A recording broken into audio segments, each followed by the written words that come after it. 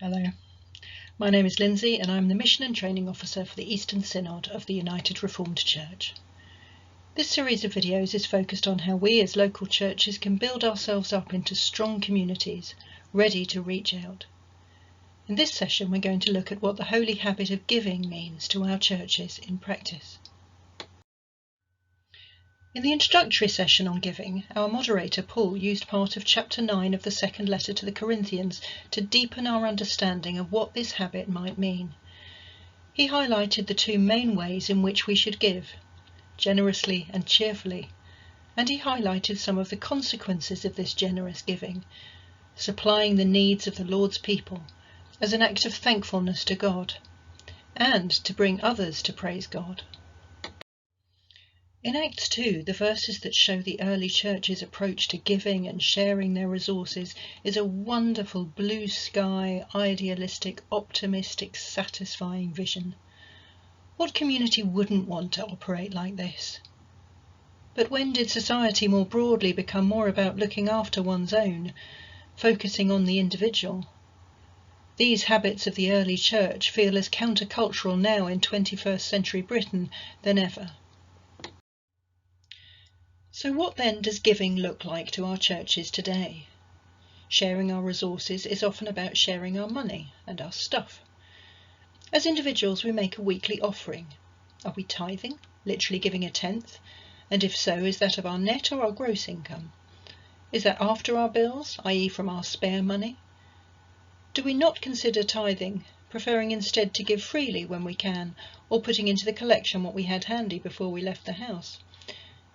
Many of us now have gone to regular standing orders as a result of the pandemic perhaps, or to regularise our giving for ourselves and the church.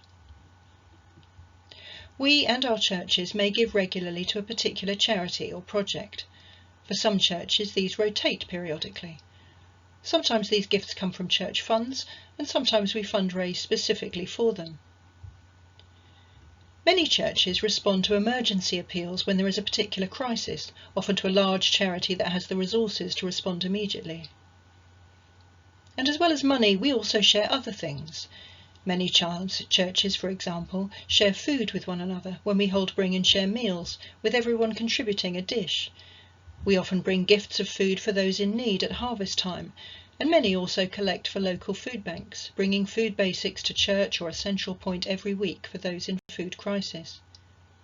There are other ways that our churches share things, including collecting clothes and other essentials for shelters and refugees, those on the street, or asylum seekers. Church buildings are a further resource that we share. For some of us as trustees, they can feel like a bit of a millstone. They require upkeep and maintenance. They can often feel like a financial drain. But as well as for us in normal times, they're also a valued resource in the community. We, or sometimes others, use our buildings as cafes, a welcoming and affordable alternative to high street chains, or as shops, offering fairly traded goods as an alternative to conventional consumerism. This picture is of St Ives Free Church, which has both. Our buildings are often the only viable location for some community groups to meet. They're often cheaper and more accessible than commercial alternatives. And we share them with our neighbours for their major life events, for weddings, christenings and blessings, and funerals. We may grumble that we never see families again after some of these occasions, but they are wonderful opportunities for us to show a generous and loving no-strings welcome, and to make it known that that door is always open. Only God knows what seeds are being sown, and where and when a new shoot might appear.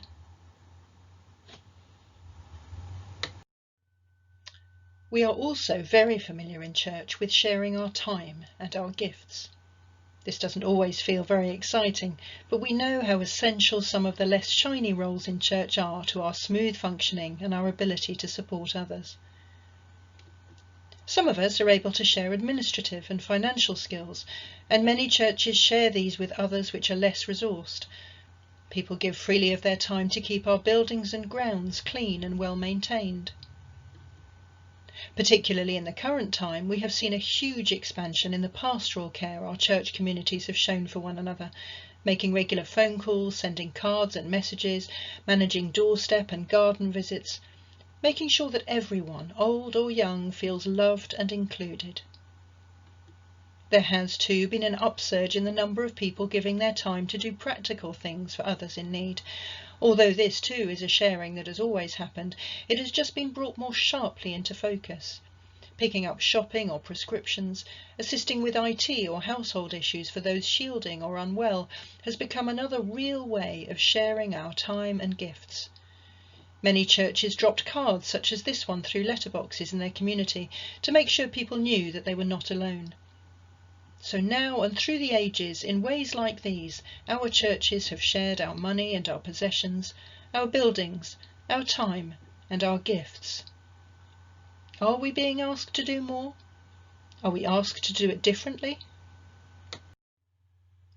How can our giving be the radical sharing we see modelled by our God and by the early church? Extravagant and overflowing. Spontaneous, impulsive and responsive. Planned and intentional. Willing and cheerful. In partnership with God. I have 3 stories for you. I could share many more, and I'm sure you have your own. The first is a story of long-term vision and patience and obedience. That planning for giving, of a young couple who felt a call to provide for teenagers who were falling out of the system, educational, social, family. It took 10 years before their vision began to be realised, and when it did, it was in the form of high street premises, with the high rent and rates that implied, and providing a combination of education, advice and social space. The picture is of their shop front window. Their displays were often used as a sign of hope and positivity to the early suspicious town. Initially, funding came entirely from local churches and Christians who had caught the vision. There were those who were reluctant to give because they wanted to see a contingency amount in the bank, some guarantee that their money would not be wasted if the project were to fail. There was no guarantee. There was no council or charity funding at that time, as it was an explicitly Christian setup, although not proselytizing in any way. Somehow the bills were just about paid and just about on time. The staff were all volunteers, but the most extraordinary and radical gift that was given was the visionary couple's time. They both gave up their chance of paid employment to work full-time on this project, despite having 3 and then 4 young children and a mortgage. For over 10 years they lived on faith, committing themselves to showing unconditional, endlessly forgiving love to the difficult young people that they worked with. Their faith has paid off.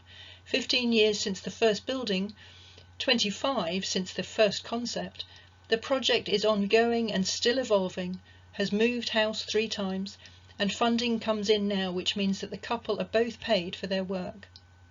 I've never witnessed anything remotely like this sacrificial generosity, given faithfully by a whole family in daily partnership with God. The second story is probably a familiar one to many of you. It is of a community who learnt through an outraged local politician that asylum seekers were being housed in a hotel while their claims were being processed. Knowing that most asylum seekers have little more than what they are wearing, the town, in response to their plight and in defiance of the angry politician's hatred, provided such an abundance of winter clothing, shoes, essentials and toys for the children that van loads have been redistributed to others in need elsewhere. My third story, though, is for me the most moving, not the most costly or the most wide-reaching, but in some ways the most radical and generous. A street homeless man, a former soldier with complicated needs, had set up his home this summer in the doorway of an empty shop unit, next to a newsagent. Many people passed by, and the vast majority were friendly, stopped for a chat, some bringing hot drinks and food or snacks. Workers in the shop charged his gifted phone for him and kept an eye on him. One night I was walking down the street late at night. The weather had turned and it was cold and raining. I was buried in my coat, but some light caught my eye and I looked across for the man, having assumed he'd have been asleep by then. But what I saw astonished me. A wonderful Christian friend was seated opposite him at a table. They both had plates and cutlery and were tucking into a hot meal. She had brought the table and the chairs and the plates, cutlery and meal to sit with him and eat.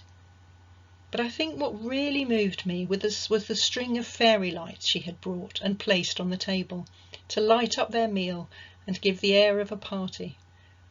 What speaks so loudly is the extra she added here, not just fulfilling obvious needs, but adding a bit of superfluous glitter, extravagant, joyful, overflowing giving. So back to our churches.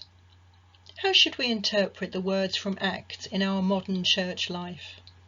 All the believers were together and had everything in common. They sold property and possessions to give to anyone who had need. Sharing our resources is clearly something we are called to do corporately, as community. It is an essential part of how we as churches function as a body. What else can we do to share our resources that much further, to give that bit more generously, radically and joyfully?